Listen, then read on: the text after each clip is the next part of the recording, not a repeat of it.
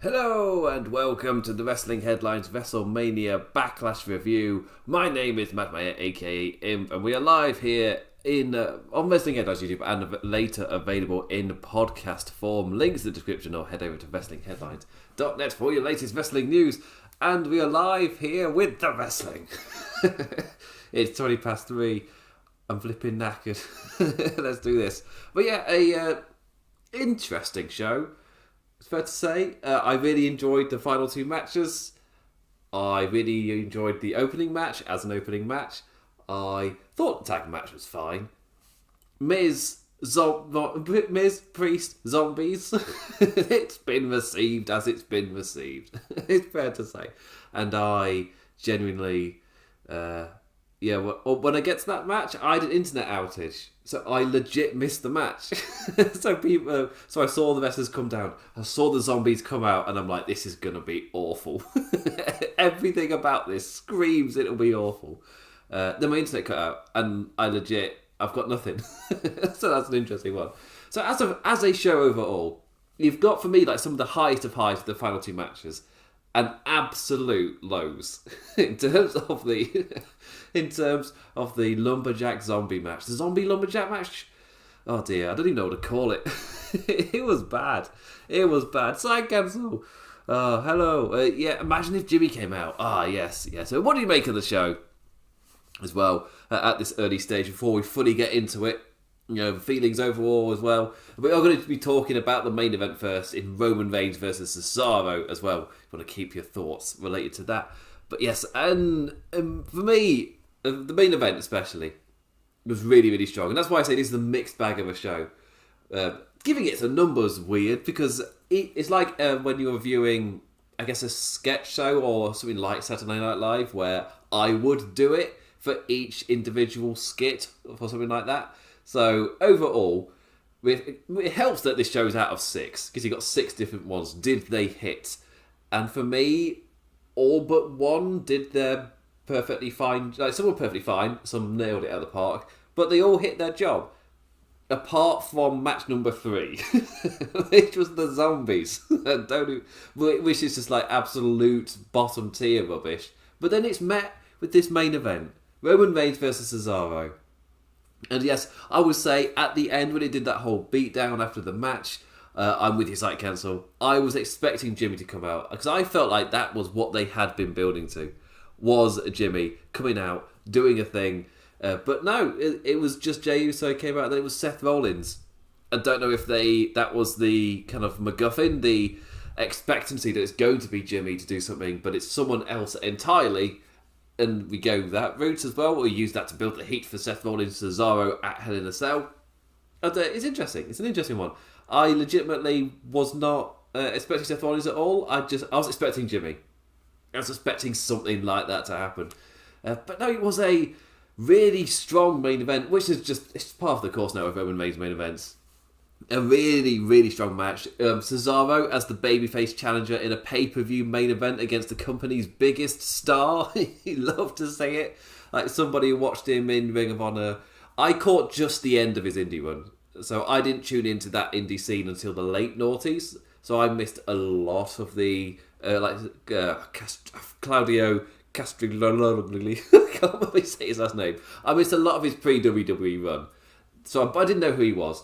Then he turned up in like 2000 and maybe it was 11. I wanted to say 9, but it's probably 11 as a rugby player or something because Americans thought Switzerland was a famous rugby nation. They're not. It doesn't mean he wasn't a rugby player in Switzerland. They're just not a top rugby nation at all. But anyway, so they brought in Cesaro. Really weird. And you could tell his talent though. It was written all over how talented that man was. And hitting the heights in 2014, weirdly to be paired as a bad guy, even though he won the Andre Memorial Battle Royal in a massively babyface way. Bit weird. And then he's kind of just died off a bit. It's because he nailed his part and then the booking of him was just so strange. He screamed a guy who had nailed his part, but the booking just fell apart. And that's when a lot of the brass ring kind of narrative was reaching its peak amongst the fan base and things. Mostly as here's your prime example of somebody who didn't really do anything wrong and then found himself relegated anyway. It's like, well, what's the brass? He grabbed the brass ring. So what is this thing you've seemingly made up? But he, and that was the reason given that he didn't grab the brass ring when it was, as from the fans' point of view, it was very clear that it wasn't him who dropped the ball in that sense.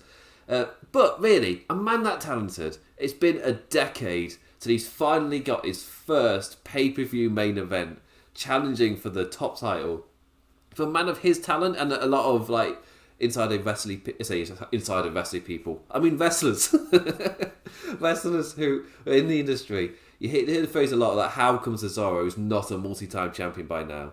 And for me, this showed that he can hang up there, and he did an absolutely amazing job elevating him to be a guy who could take on Roman Reigns. I thought his main event was really, really strong. Yeah, yet another fantastic main event with Roman Reigns in it. I was like, oh, what a surprise. Such a fantastic character, and it just, the whole match just feeds into it so well. The champion having to rethink against such a technically gifted opponent, working on the Swift man's arm and having to grind him down, picking him apart, and they're talking trash at him. And then you got Cesaro's fight back, having to go through the pain of delivering it with that arm that has been targeted. Like the uppercuts, the neutralizer, it all goes through that damaged arm. It's like, oh, yeah, just just watching the fight back and then watching him just scream in pain as he's then delivering it, or like with the sharpshooter where he was able to use one arm to wrench back on it, but he needs both of them, but he can only really just sit on it with the... Yes, it wasn't an arm injury as in they're going to work on the arm, then maybe going to try and submission it for a bit, but my finish has got nothing to do with it. Like, that damaged arm had absolutely everything to do with the flow of momentum, especially when it was turning into the like late match back and forth where they're both hitting their signatures, and Cesaro just, yeah, like Cesaro's attempts always came at a cost. It's like, oh, there was just, yeah, there's that little logic to it. Yeah, I'm not working on a body part just to wear you down. And it's that much bigger logic to it, and you saw that.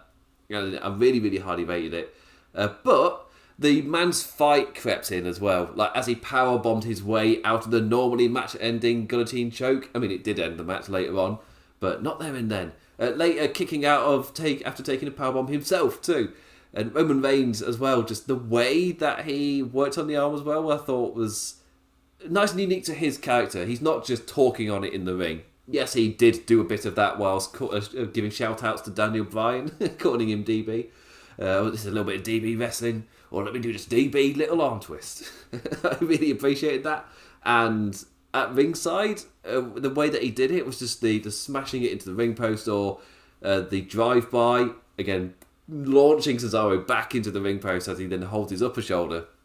It's like, oh, just all done so well.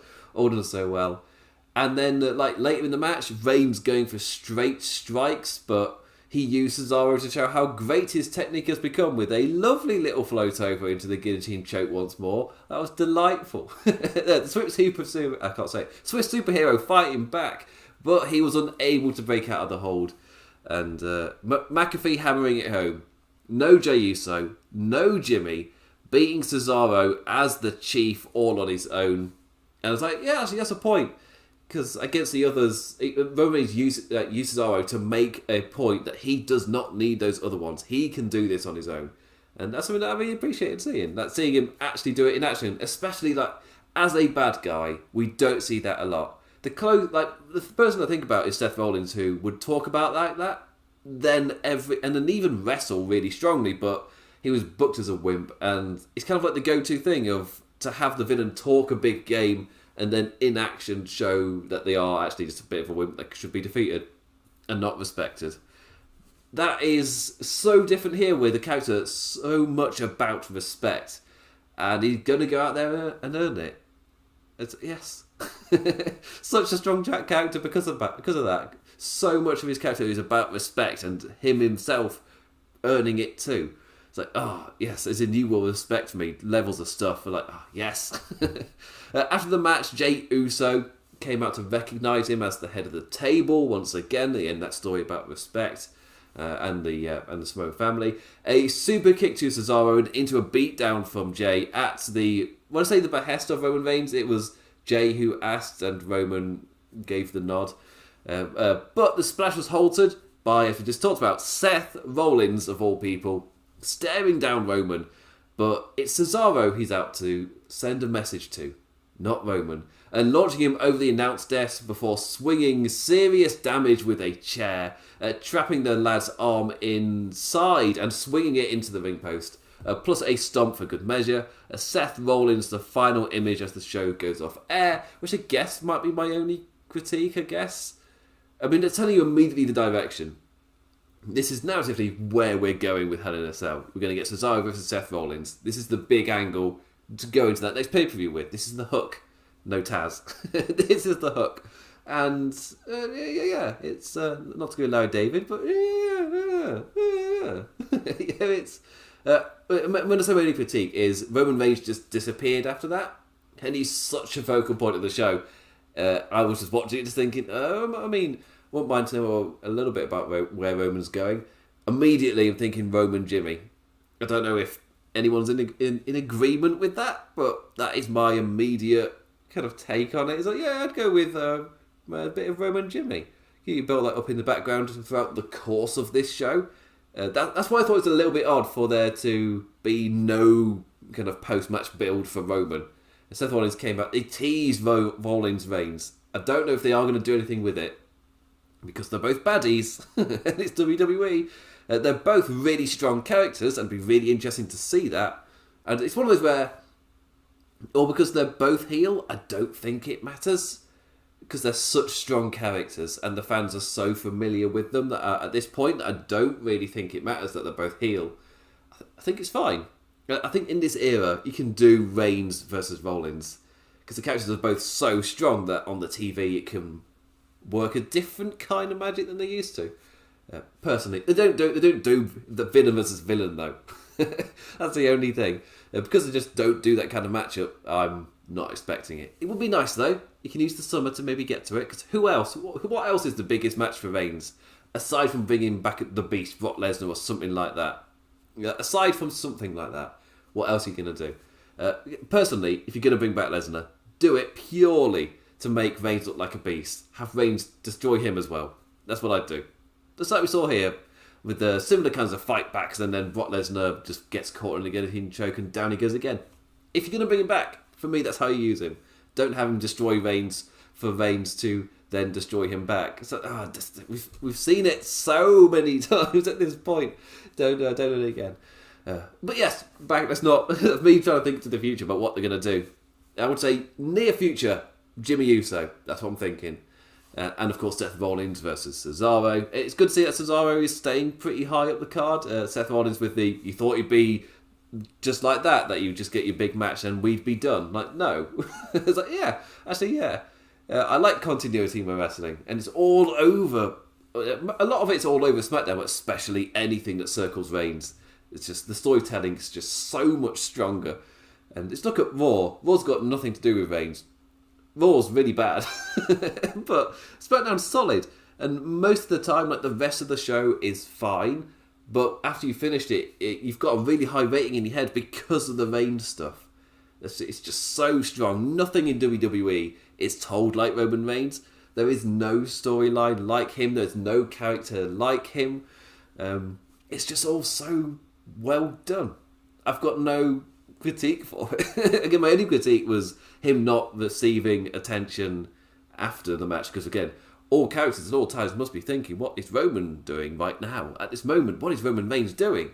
And that wasn't the case. That wasn't the case. Yeah. But the match before that I also really, really enjoyed, just to continue with the positive, was the WWE Championship match for the men's match. The men's match, as I realise I've not actually moved the matches into order. Oh no. But yeah. Yeah, no. But yes, the men, the big men had their men match. And yeah, it was big boys doing big boy things. There we go, as I get distracted realising I've not done it. But yes, big men doing big burly things. Big boys smash. Really, really enjoyed this. The Bobby Lashley versus Drew McIntyre versus Braun Strowman for the WWE Championship in big muscly men being big, mean and muscly. I really enjoyed this. Some tasty steak. Charging around, slamming up, down, left and right. Diving at each other like madmen. Similar to the opening triple threat in its unrelenting pace. Instead, just rattling along the tracks into big ringside craziness and big boom boom stage spots. It's like, yes. The opening match was a lot more in-ring triple threat kind of pace, as in a really strong opening match. This was Carnage levels of stuff. It's like, absolutely perfect for the 3 men involved. The ability Strowman showed in this, the agility attempted in order to keep up with the other two really impressed me. Like a somersault off the apron. A thank you, Drew, for saving a really bad landing with that one. Before later taking both a Michinoku driver and a ringside overhead suplex. Like, wow. Strowman, he took his licks in this match. Bobby Lashley retaining, though, after Drew nailed the Claymore, launching the Scott out and quickly following up with a spear. The man was thought to be out, the champion thought to be out completely after being crashed through the screens with a sparkle bang. But nope, back he was right at the end. And at the time they put over that Lashley was out for weeks after Strowman did that to Lashley. And the clip they played on Raw. He was out for weeks after that. And it's like, as soon as they said that, I'm like, he's coming back at the end of the match and winning, isn't he? It's like, it sucks when that kind of thing happens. When they say something on commentary, and immediately you go, well, I can read what emotion you're going for there. Oh, that sucks. And yeah, Strowman may have been there, so neither Drew nor Bobby took a pin. But, that was a mightily impressive performance from the man, really stepping up to McIntyre and Lashley's big boy table. Yeah, but really, this was all about keeping Drew and Bobby going into Hell in a Cell, which is weird because the guy who feels like he's newer to the table is Braun Strowman, because Drew McIntyre's just been there so often, and now he's lost 2 attempts in a row. Even though he's not the one who took the pin, he didn't win again. It's like, this is the less fresh challenger, and now you got to convince me to keep it going to Hell in a Cell. Which, to be fair, is very similar to the feeling I had going into Hell in a Cell last time. I was just like, we've seen Randy Orton and Drew McIntyre feuding for so long. I'm kind of just checked out and done with it at this point. But, the train had to keep rolling. And it did. They changed the title, if I'm right, at Hell in a Cell. If I'm right, at Hell in a Cell, they just changed the title to Randy Orton beforehand, and at Hell in a Cell, Drew McIntyre won it back. It's like, but I don't quite get why. It's just to prolong it, to keep it going, rather than in any kayfabe thing. As in, it just screamed of, we've got Hell in a Cell, and we've got to keep this going till Hell in a Cell, rather than an in-world reason to keep it going. It was the pay-per-view structure, the calendar reason to keep it going. It's the schedule being what it is not a great reason for me to get into a feud. But being way early in the year, if you're going to do Drew McIntyre versus Bobby Lashley, for me, this is the last pay-per-view to do it at. Stop after this one. Just after this, you're done. But here at WrestleMania Backlash, just 3 men having a belter. 3 men and a belter. Tom Selleck. No Tom Selleck. Really, really strong triple threat match. This was, when I say my everything, I mean in terms of a WWE big boys match. What am I expecting? And this match absolutely delivered. 3 big boys smashing all about ringside in absolute chaos. It was exactly the kind of match you would hope it would be. So yeah, little golf clap with 2 fingers on the palm. Really, really enjoyed it. Yeah, really strong WWE Championship match. Both of the final matches of the show were both really strong and in completely different ways. Sam the best. Hello, Sam the best. So yeah, I really, really enjoyed the Lashley McIntyre Strowman. Really, really strong. Big boys did their smash. Things went bang. Big men flying. Yeah, but again, for me, a little shout out to Braun Strowman, because I thought he really impressed me in this match. I thought he really stepped up to that level that Lashley and McIntyre have set, and that's something that's really important. Just because the Lashley McIntyre thing was it was so strong. I don't know what this is trying to emblemize, but it's like, it was big and it's strong, like a big burger. I don't know where I'm going with that. I don't know. Anyway, I'm now going to go through the show in order of stuff that happened, like the final 4 segments to talk about. Hopefully get this review done before it's 4 o'clock in the morning. Fingers crossed. Yeah, it's 20 to 4. 20 minutes to get through the entire show. It's not going to happen. And yes, Sam, Roman Reigns vs Cesaro was amazing. Yeah, I think I spent 10-15 minutes just talking about how much I enjoyed that main event. Both guys absolutely brought it. But on the kickoff, I'm just going to bring that up first. Richard O'Shea accepted Sheamus' call in his ordinary human trousers, not his superhero trousers, which makes him Ricochet. Normal human pants as it is in America. Normal human trousers. So he's Richard O'Shea. He didn't win, so there's that. That was a kickoff. Accepting Sheamus' open challenge, which I love that little quirk that it's not for the title. For me, it works so well. But we got an opening video package narrated by Batista with a mix of wrestling and Army of the Dead footage that I thought at the time, this is quite a cool, interesting tie-in. You've got your Batista in your wrestling and Batista in your movie. Yeah, that's an interesting tie-in. Little did I know, we get a match that was a full-on advertisement for the movie. Not in a good way. Not in a good way. It's like, yes. Cool. Anyway, WrestleMania Backlash kicked off. Also, looking at the Google SEOs, WrestleMania Backlash has won. What, as in the terms that people are Googling the most, because you can look at what's tracking the most. What terms are people searching more? And over Backlash, WrestleMania Backlash is winning. They won with the rebranding. Damn it. Me with my little keep it as it was, little heart. Anyway, so the show started with the Raw Women's Championship, Rhea Ripley, Asuka and Charlotte Flair with a bloody strong opening to the show. Really, really enjoyed this fast-paced opening contest. And like Flair in her Cruella de Vil attire, surely because she just loves Disney's 101 Dalmatians. Nothing to do with her being a whopping big villain. Nah. Such a fast-paced opening contest. Like a bit of the 2 at a time swap them out rhythm, which I'm not a massive fan of normally. But when done when ran at a pace this quick and smooth, I'm not really going to complain. It's a trope I normally don't like, but it was fine. It did perfectly what I kind of would like it to do. So I've not really got any complaints for it. It was perfect. It was like the perfect opener. Really, really enjoyed it. And really, when it gets to the actual kind of run of the match, Flair was trying to own control. But obviously, her opponents were way too talented for that to really ever come to fruition.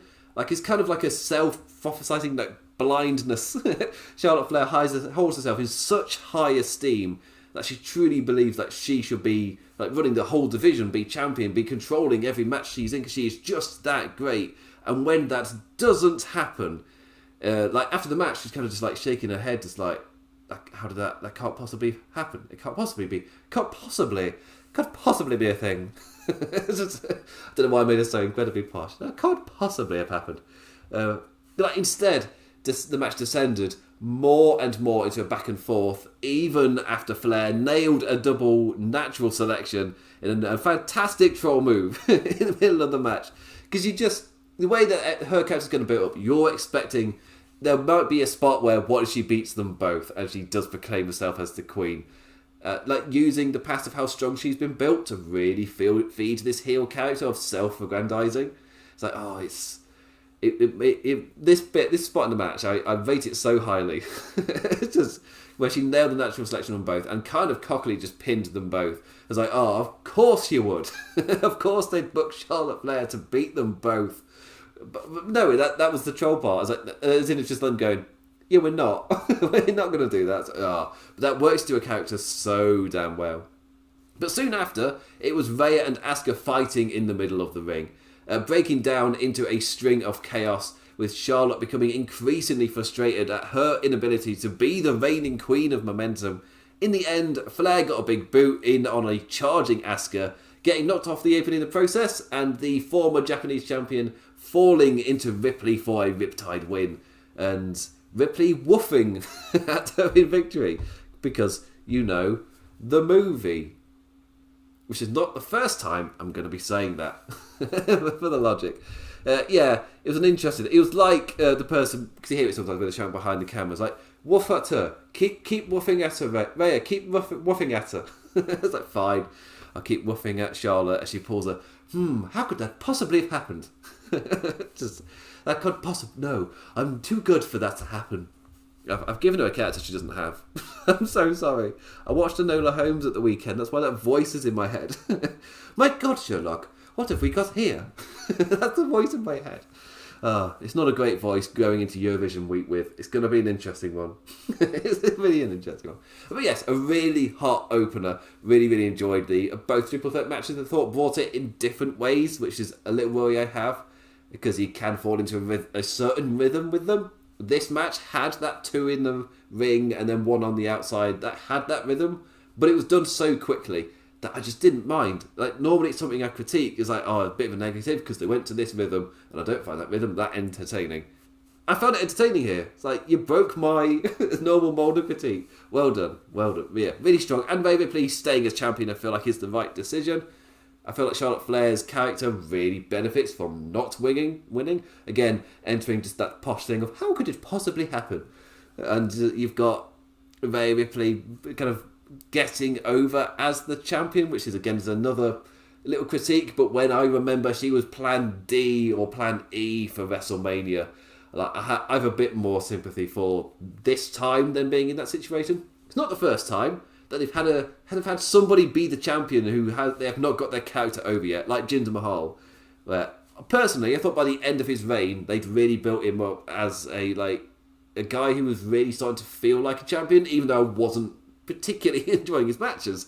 Like he starting to feel like a champion. Issue was when they made him champion, he didn't actually have a character really. He was like bottom of the card, nothing. Suddenly catapult to the top. Now we're gonna suddenly make this character for him. Rhea Ripley's in a slightly similar situation where she's debuted on Raw, very quickly become champion. Now they're getting the character over. And yeah, this is a decent win for that. And speaking of decent wins, the SmackDown Tag Team Championships. The Dirty Dogs. Dolph Ziggler and Bobby Roode versus Rey Mysterio. And to begin with, no one. But later, his son Dominic. A backstage attack and poor young Dominic left Rey in a 2-on-1 handicap. He gave it a good go in his 60s Adam West Batman gear, but the numbers were always against him. The Dirty Dogs directly targeting his right knee with some really strong teamwork. Bobby Roode's career has constantly found him landing in strong heel teams. He just keeps doing it. Be it Team Canada with Eric Young, be it Beer Money with James Storm. I guess it was called the Dirty Heels. Isn't it his first dirty tag team? Dirty Heels with Austin Aries back in TNA before both of their WWE days. And yes, there was the Chad Gable team, but they just didn't know at all what to do with the tag team. And again with Dolph Ziggler, he's fallen into another decently strong heel. That was the point. They didn't start off as heels, so that doesn't count. But yes, another strong heel tag team in the middle of the show with Dolph Ziggler. Yeah, again, Bobby Roode's done it again. Even though I felt like in NXT he proved he could be a really strong top baddie, he's fallen again into a strong heel tag team. He keeps doing it throughout his entire career. Obviously from Team Canada up to now. Even if he becomes the top champion in TNA, he will fall back into another strong tag team. Don't know how he does it. It's littered with them. But yes, some great little moments in the match. It's like in Rey's fight for survival, just avoiding the 10 count after sliding into a ringside Ziggler super kick at the top. I just realised I've also not changed the picture. Well, bang! I'll remember. That's more for editing later. But yeah, some great little moments. just avoiding 10 count after sliding into a ringside Ziggler super kick at the top. At the top of them? That doesn't make any sense. He just made the ringside Ziggler super kick. Who knows what my notes are on about? Dominic coming on out for the final segment of the match. Arguably at that point when he came out, Ray was the weaker and the more injured of the two. So yeah, come out. Why not? And the Mysterios individually survived the onslaught long enough to link together into a run of offense right to the victory. 6-1 Nitro Rude. Out goes Ziggler. Frog splash from Dominic. Scores the win. And you got a big moment, which I feel like this tag team match, all it had to do was deliver that moment of Rey Mysterio and Dominic Mysterio becoming the first ever father and son tag team champions in WWE history. I feel like that's as long as they got that moment, it doesn't really matter how it got there. And I don't know if, like, for me, long term, showing Dominic fight and survive compared to Rey doing it. Obviously, Rey's the more veteran wrestler, so he could carry it on for a bit longer because it got quite a bit of time of just Rey being there and Dominic there right at the end. But yeah, it was really strong. Personally, because I just like to see, because Dominic's going to be the one from here who we're going to see for a longer period of time. Wouldn't mind seeing him getting that massive character work, but he got some here. It's a decent follow-up to the main event, and after watching this, I was kind of like, you know what? Went maybe a little bit longer than I would have had it, but it did its job. It was fine. It got over the exact reason for its existence in the Mysterios becoming tag team champions with that first ever. But yeah, you hit your landmark moment, your landmark feel-good moment as well. So even if the match wasn't, like, for me, as hot fire as the opening match, it still carried the momentum perfectly fine. As long as, after this match, you have something else to continue the momentum into the second half of the show. Instead, they brought out zombies. Oh dear. I'll read out my notes as I've got them currently in order. Ha! Ha! Ha! Ha! And that's note 1. Note 2. Note 2, I mentioned this earlier on in the show. Note 2, my internet legit died and I missed the match.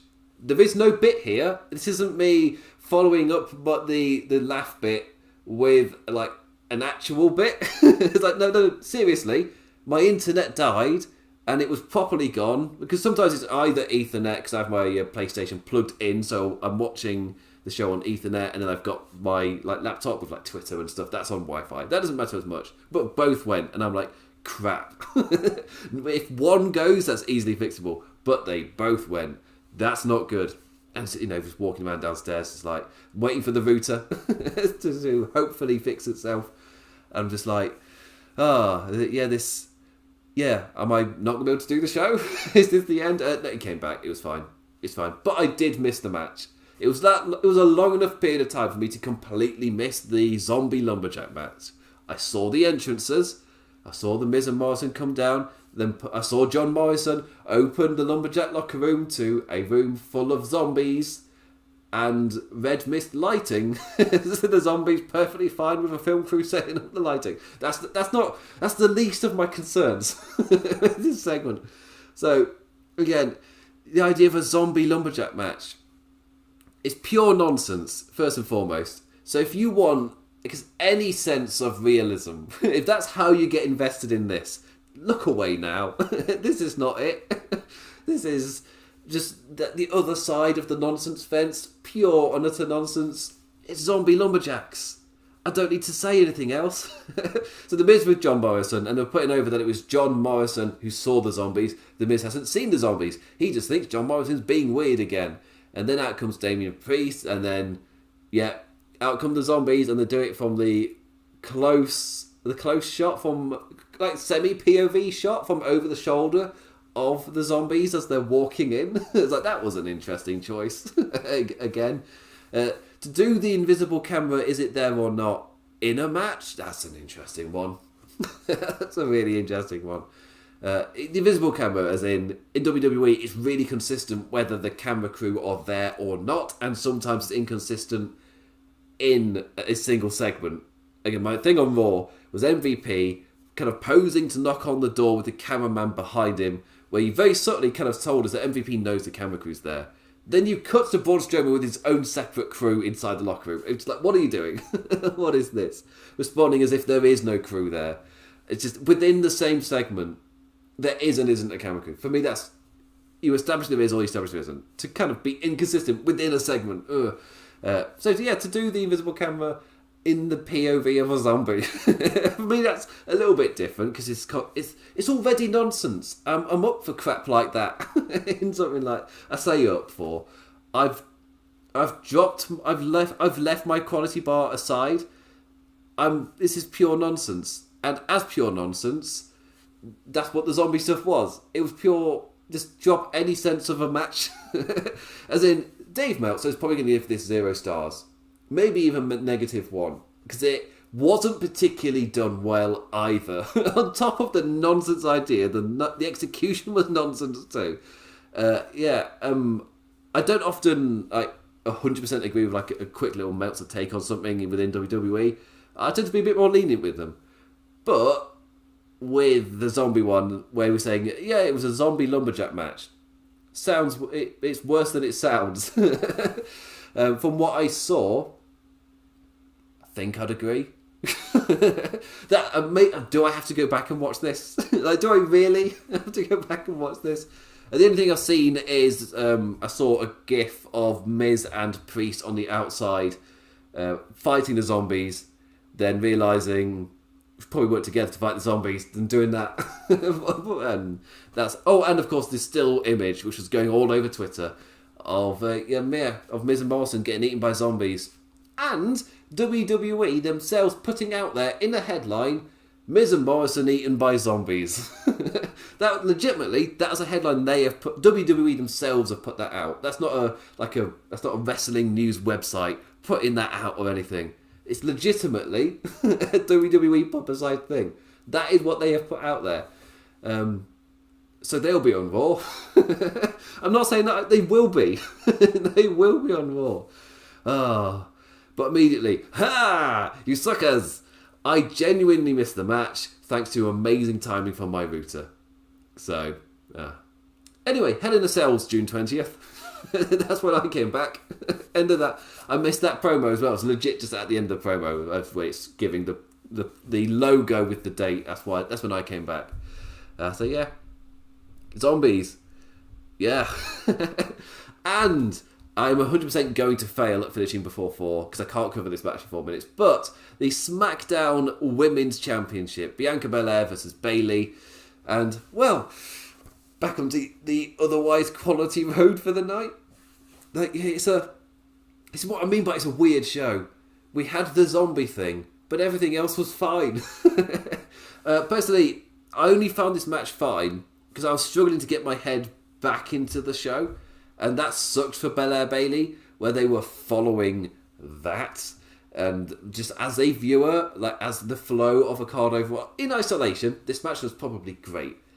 Watching it on the night, I kind of struggled to. It was mostly fine, with a, again, really strong ending, because they're both great wrestlers, that then led into a kind of finish which sets you up for a rematch, even though Bayley lost.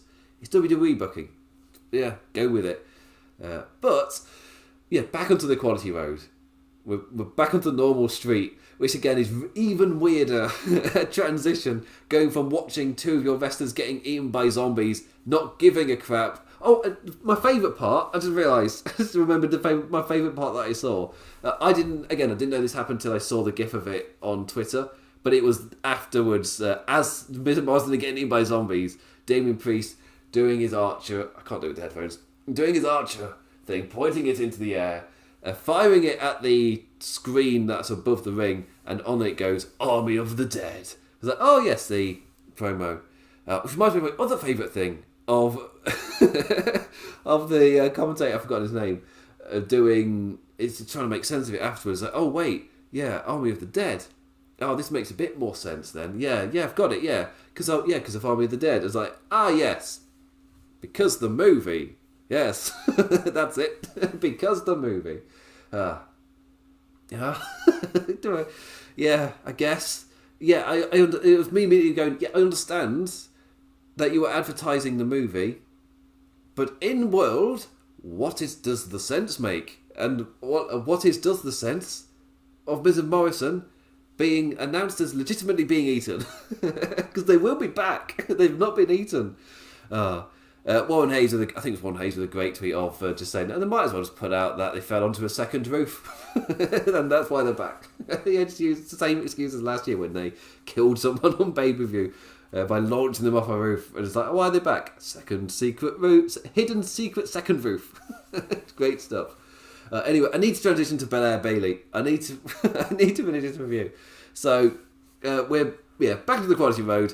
Again, a weird one to get into after 2 members of your roster were just eaten by zombies. But hey, we're transitioning into this. Let's just move on. And I'm gonna have to do it. I'm just realising. But yep, there's these zombie people. Bang! There is Belair and Bayley. Yeah, it was I won't say surprisingly good match because look at who they are. It's just that what it was following, I was impressed that I was able to get into it towards the end of the match. Unsurprisingly, a strong showing from the 2 women. Belair telling Bayley to kiss her ass. It's just the way that Pat McAfee said it as well afterwards. But he was great on commentary as well all night for me, Pat McAfee. There were a few times where you could tell he's been told to shut up because he just cut off mid-sentence. But it's like, I think Belair's telling Bayley to kiss her ass. It's just the way he did it. It was hilarious. But yes, Bayley was later laughing at Bianca's misfortune, right into a straight slap to the face, which I liked. Like Bayley, a full crazy villain at this point, like maniacal laughter before switching to full seriousness as she rakes the eyes of the champion. In a last-ditch desperate attempt. The zombie stuff's got me getting into mini character. It worked to blind the champion, but the lass managed to roll her up and score a sudden pin. And after the match, Bayley going crazy at Michael Cole, just ripping apart all of his notes, throwing them about, writing her own notes about how it should have gone. And Bianca's on the stage, fixing her eyes. I think it was a nice touch that, if I'm right, I noticed that one of her eyelashes had been kind of knocked off a bit. And personally, for the rake the eye spot, for me, that's a really nice touch. That's a really nice thing. Just visually, to show that the eyes got raked, you can dislodge one of the fake eyelashes. Yeah, do it. It's a nice little touch. Nice little touch. But yeah, it was a strong women's championship match, and by the end, I was into it. It was a great back and forth. There were some great little spots within there. It was just obviously the first half just needed some time to wrap my brain around just going into a title match following what happened. Just like, right, okay, as in like me watching it as a viewer, like just taking in what's happened, I've got to actively disengage and re-engage. Essentially, I've got to stop the car, go right, okay, now we're going in this gear, and then go again.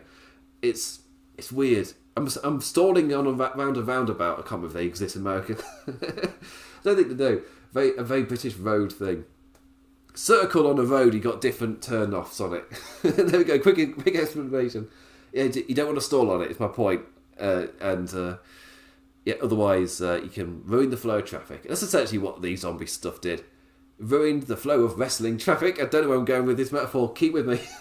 Start with the wrestling flow of traffic, and then the car stalled. I had to start it up again. Like, right, okay, we're going at 1 on the first gear, but I'm going to slowly amp up. And they were driving fine by the end of the match, and that meant come the final 2 matches, I was revving to go. Stick with the metaphor. I was revving to go into the main event matches. The car crash that followed. Yes, found it. I found the tie-in.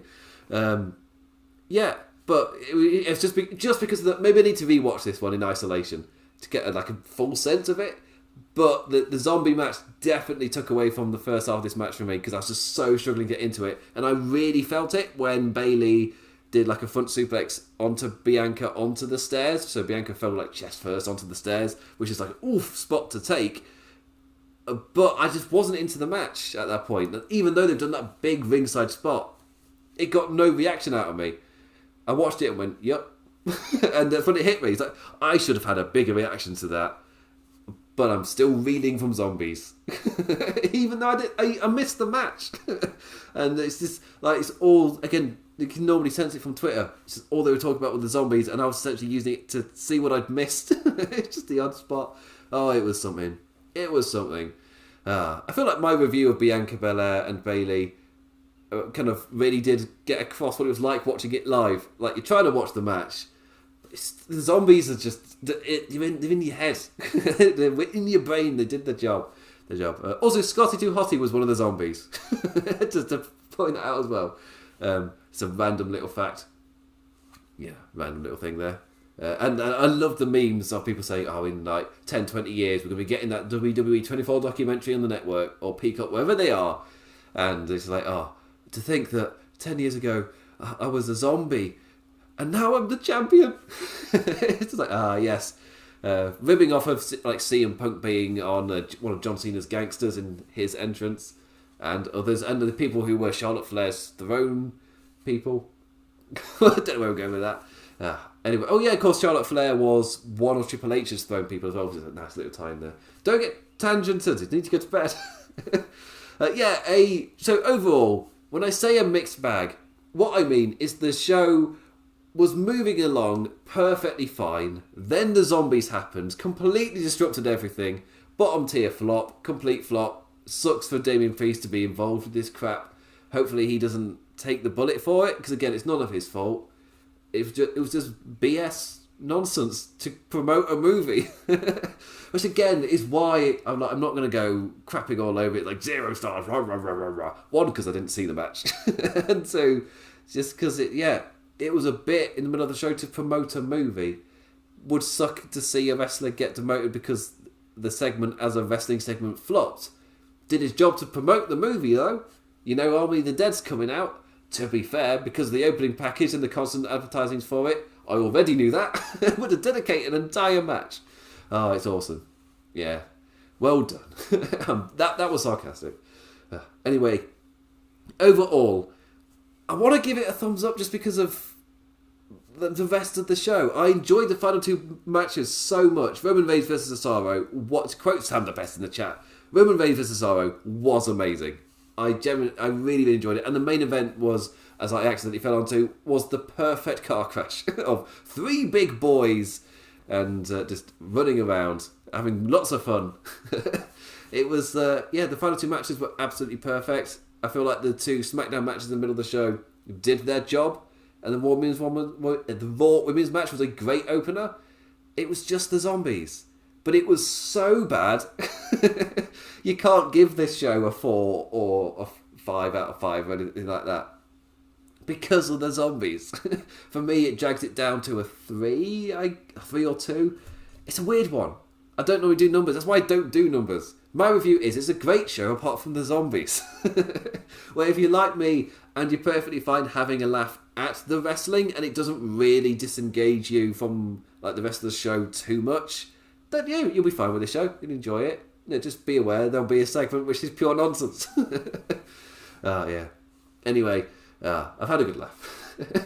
Anyway, so that's the end of that review. Backlash, WrestleMania Backlash. What did you make? What did you make of the zombies? I've had a really good laugh about the zombies, but also the legitimately great stuff, like the 2 title matches at the end of the show. Roman Reigns continues his absolutely amazing streak. The setup for Cesaro versus Seth Rollins. Did they elevate Seth Rollins as a top guy for you?